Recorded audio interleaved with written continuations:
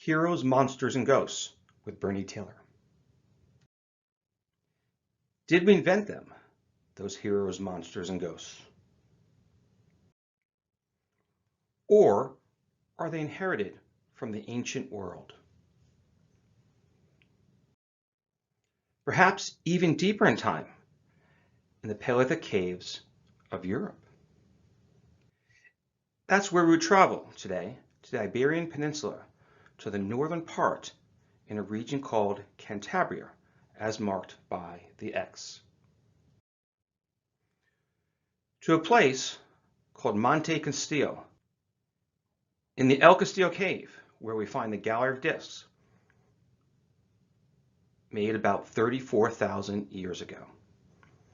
The panel is 10 meters long, and each disc is on average about the size of the palm of your hand. There are 90 discs in all. What do you see when you look into the panel? How many discs do you count?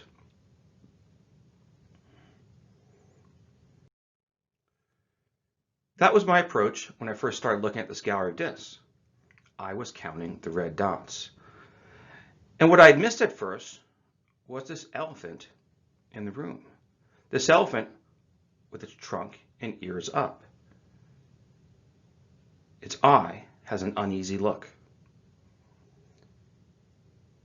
Soon after, I looked back at the image and I started to think, what else could be there? Could there be other animals? Could there be people? That's the elephant in the room. Can you see the elephant in the room? Perhaps there's more elephants.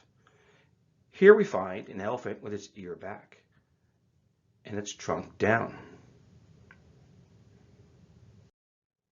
But this is in fact the same elephant.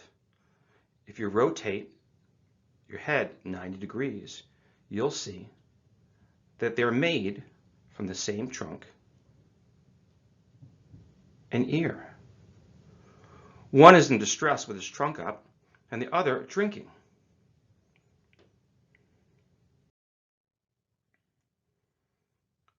Perhaps this is a story. Perhaps that's an early sort of animation showing two characters, or one character, in motion in the same scene. I believe that this was a story told by this teacher to his apprentice on this gallery of discs. The apprentice has wide red eyes. You can see his mouth is pursed. The teacher with his large nose is speaking to the ear of the apprentice. You can see his brownish black hairline. He's much older than the boy. Was it really a hairline? Perhaps it's this fledgling golden eagle that sits on his shoulder. The eagle is about a foot high and has the down on its flanks, indicating it hasn't flown yet. This would be a mid to late June time period in this part of Spain.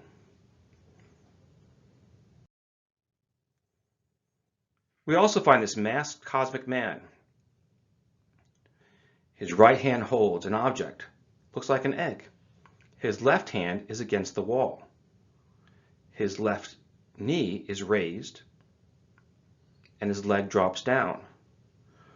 Where his right leg is uncertain, and I believe that's part of the story. If we look up at his head, or the mask over his face, we see an eye on one side, on his left, and on his right, you see the beak of an eagle. This cosmic man has taken on the mask or persona of an eagle. The image is reminiscent of the Norse Odin, who gives up an eye to see. Odin would send his birds around the world to tell him what was happening, whereas this Paleolithic cosmic man himself turned into an eagle, so that he could see beyond, and he gave up an eye to see.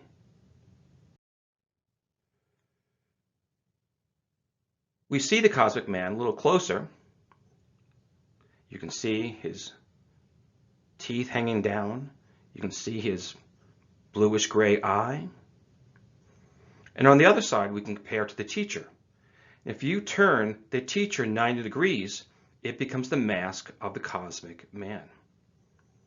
And the beak on the mask of the cosmic man is the juvenile eagle that stands on the shoulder of the teacher. The theoretical physicist David Bohm said something that the Paleolithic cave artists would have understood. The ability to perceive or think differently is more important than the knowledge gained. On this panel, we also find the speckled mare. The speckled mare appears to be leaping. The breed looks very much like Przewalski's horse, with the raised mane and the doggish sort of face.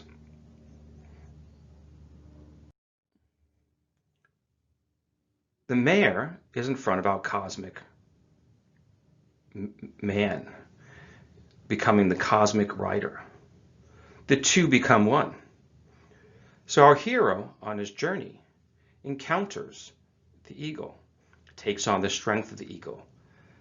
The hero then encounters the horse and takes on the strength of the horse. The image is reminiscent of the Greek centaur, the half man, half horse.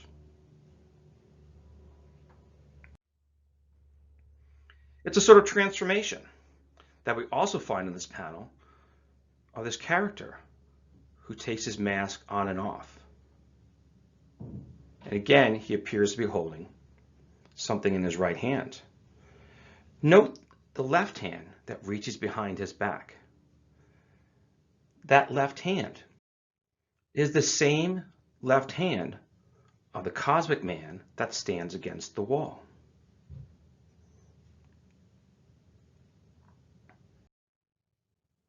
On this panel, we also find a mother Iberian lynx and her kitten. You can see the kitten push up against her ruff. This is about a mid to late June time period on the Iberian Peninsula.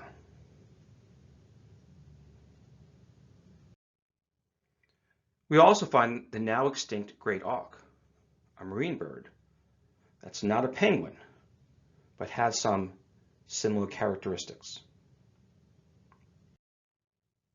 We find a crab down by the shoreline. So we're near a marine environment. And then we find this monk seal lounging on the rocks. And then a breaching humpback whale. This is all on the same panel. These characters are overlapping with each other. It's an extraordinary image. We find the spinning bottlenose dolphin, or its multiple dolphins, behind each other.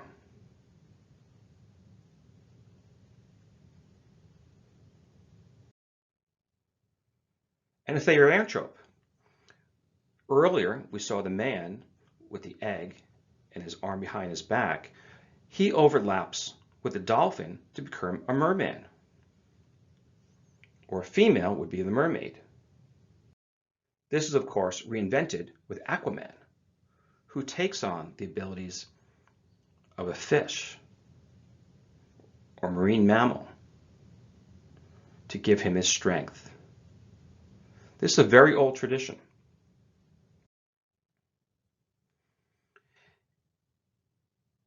And there's a journey. There's a journey of the apprentice who's in the belly of the whale. You can see him in that lightened area.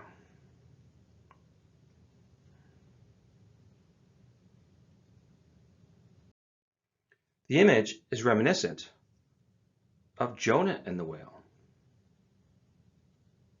in the Abrahamic tradition. There's a hero who's lifted by a spinning-nosed dolphin, the dolphin that we saw earlier. And around his neck, he has a pelt of red dots, and he holds a club. But I think we're getting ahead of ourselves with the red pelt, because he hasn't always worn it. And perhaps when he was in the marine environment, he didn't have that pelt on. He was otherwise naked when lifted by the dolphin. Next to the man with the club, we find the Spitzes dog. The key characteristics are the fox's face and the tail that flips on its back. Spitz dogs date in the DNA to more than 30,000 years ago and are among our earliest dogs.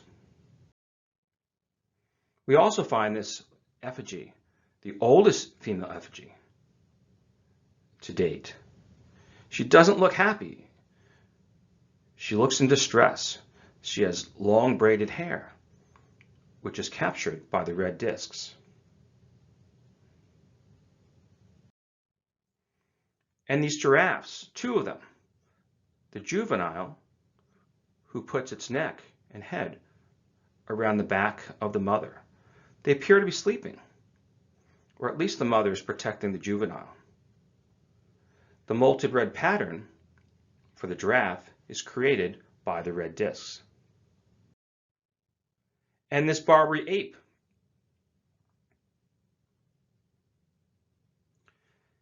When we count the Barbary ape and the giraffe, we recognize that we're in Africa. There are Barbary apes today in Gibraltar, but they're not indigenous to the Iberian Peninsula. Our hero has traveled down south of the Iberian Peninsula. He's crossed the Strait of Gibraltar, and he's now in western North Africa. The Barbary ape is indigenous to the Atlas Mountains of Morocco. And here we encounter two lions. The lioness who's licking the lion. Notice far paws. They overlap with each other. And there's red spots on those paws. It's an incredible scene. It's a huge lion. Remember, this panel is 10 meters across. That's a big lion. Our lion overlaps with the hero of the club, who appears to be having a bad day. We can see the lion pawing our hero.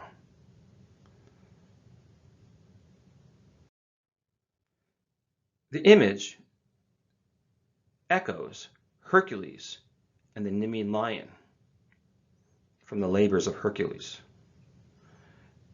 And in that myth, Hercules goes into a deep cave where he encounters the Nemean lion, who has red spots on him from the blood of his previous human victims.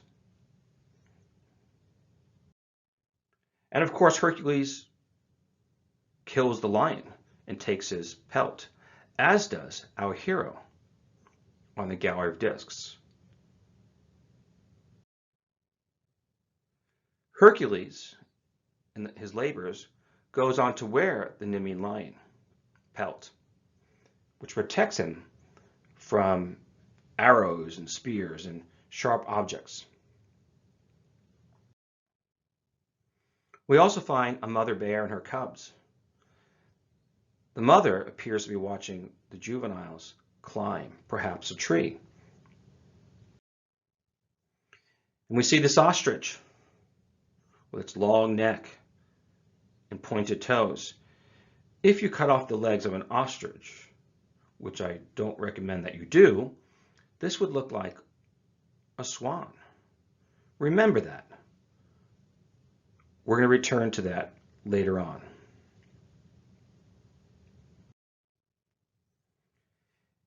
In that same space, we find a swimmer. His head is bobbing up and down. His left arm is up as if he's pulling back water in a crawl. His feet are flutter kicking, and his right arm is down, pulling back water. He overlaps with another version of the elephant, who has two ears and is trunk out as if in the water.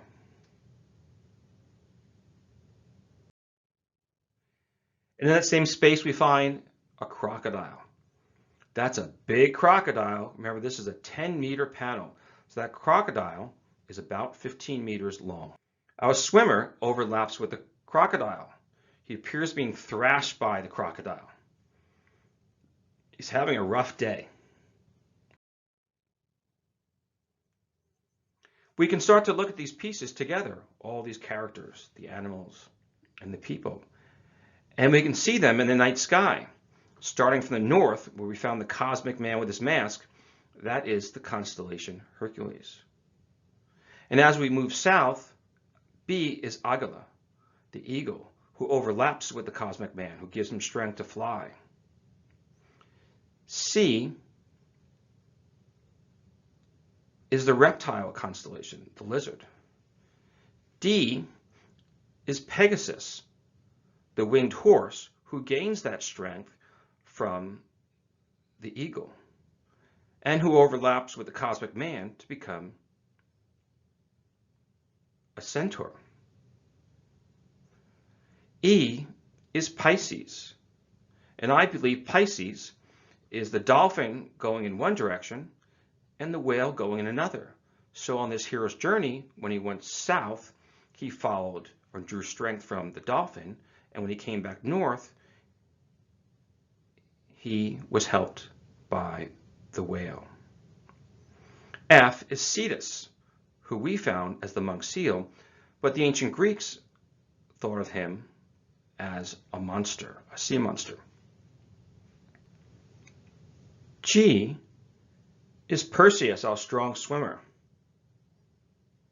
H is Aruga, the head of the elephant, and I, Taurus, is his trunk, or her trunk. J is the lynx, or perhaps the tail of the lynx. K is Cygnus the swan, which I believe is either the great auk or the ostrich. Remember, if you chop off the legs of an ostrich, it looks like a swan. L is Draco, the dragon, and perhaps our first image and origin of the dragon myth. M is Ursa Major, the mother bear, and I believe that the space between the Ursa Major's legs are the juvenile bears. N is Leo the lion. O is Gemini, the Barbary ape, whose eyes are the stars Castor and Pollux. P is our hero Orion, who holds the club. And next to Orion is Q, the dog, the Spitz dog, and the star Sirius. The night sky is a mirror to the terrestrial world. So as our hero travels from the north to the south and back again, he not only follows the stars of the night sky, but he follows the animals in his environments. And this tells us, of course, where dragons come from, which is what everybody at DragonCon wants to know, right? This is the scene of St. George, the Dragon Slayer. That's a better dragon, though. A lot more interesting.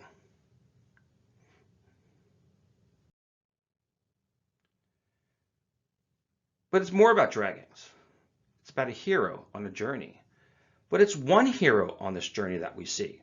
All these characters are different constellations who represent the same hero.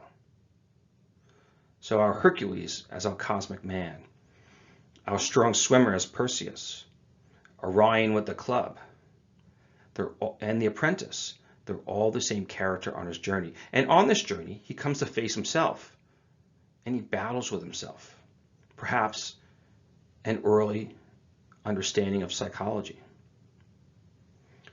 And he's battling himself at a different point in time, a time in his past. On this journey that he takes all the way from the north of what is now Spain on the Iberian Peninsula to Morocco and back. And as he crosses the Strait of Gibraltar, he is in fact in the sea. That is not just the marine sea, but it's the sea among the constellations where we find the aquatic animals. Where we found Cetus, and where we found the damsel in distress, who would be the constellation Andromeda of Greek myth. And of course, Perseus slays Cetus to save Andromeda, the woman in distress by the rocks. And that could be our strong swimmer. It could be Orion character. They're all the same hero. Our Aquaman, our merman, is in the place of Aquarius, the water barrier, in that same astronomical and marine sea. The overlapping of the man and the horse becomes Sagittarius.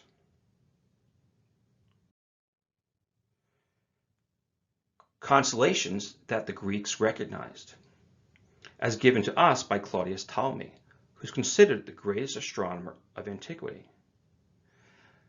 But there were astronomers among the ancient Greeks before Ptolemy, and I believe that some of these constellations were handed down to Ptolemy. Astronomers such as Hipparchus and Eudoxus. Eudoxus visited Egypt, and he learned astronomy from the ancient priests. We can find many of these constellations in the Greek record, and that's the first time we do find them after the Paleolithic cave panel. So perhaps the ancient Greeks or the Egyptians and others had been to these caves and they had found these images in the night sky. Ptolemy was a very good librarian. He was in fact the chief librarian at the Great Library of Alexandria, which burned down a few times.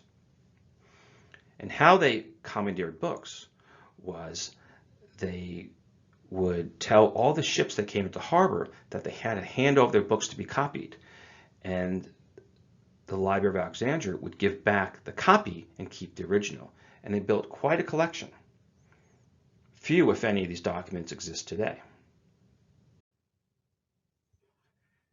It would have been a library with stories. Stories that the teacher and apprentice told. A library about the marine and terrestrial world. A library about all these animals that people encountered on their journey, as we found on this panel and in the night sky. Joseph Campbell said, they're all the same hero. The sets change, the costumes change, but it's fundamentally the same story of a hero on his journey. And I believe that first hero is deeper than 34,000 years ago, because one doesn't first start marking, engraving their story into the walls of caves. They tell them in the night sky, around campfires. And of course we know Joseph Campbell by his influence on George Lucas, who drew a lot of his metaphors and story structure for the Star Wars movies.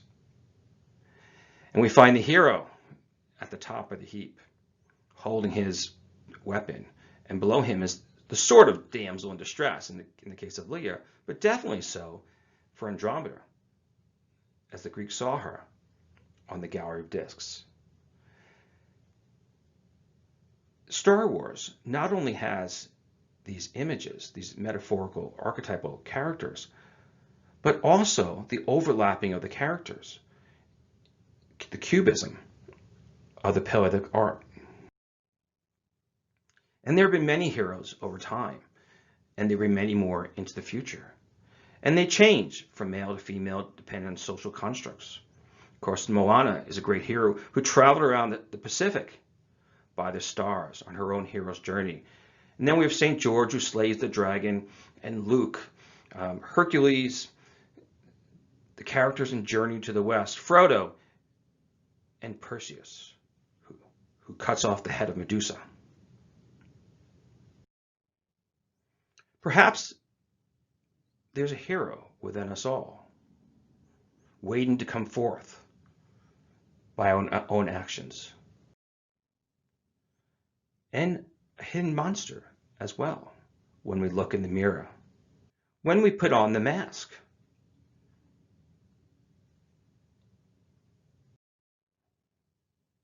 Those many masks we wear at DragonCon and in our real worlds. the monsters, and the heroes that are within us all.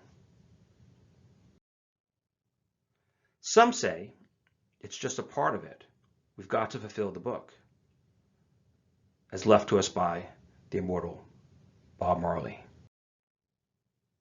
What books do you read and live by? What stories do you tell? That is the essence of these Paleolithic cave panels, the hero's journey, the myths of the ancient Greeks, and all of us who are participating in DragonCon. Before Orion.